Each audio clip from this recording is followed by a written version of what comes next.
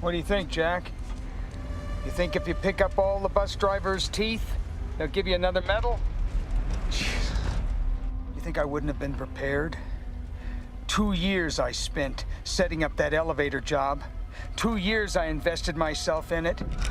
You couldn't understand the kind of commitment that I have.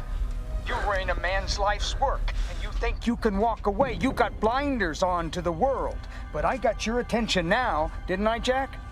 Why didn't you just come after me? No, this is about me. This is about my money. This is about money due me, which I will collect. $3.7 million. It's my nest egg, Jack. At my age, you gotta think ahead.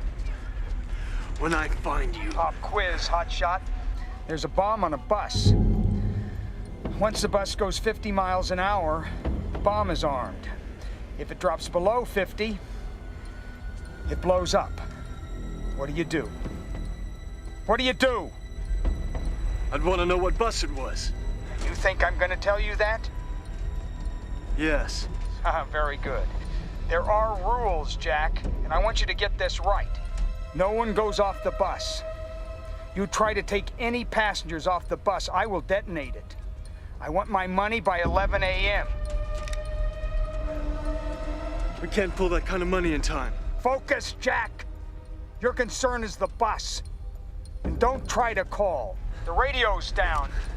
Now, the number of the bus is 2525. It's running downtown from Venice. It is at the corner of Ocean Park, Payne.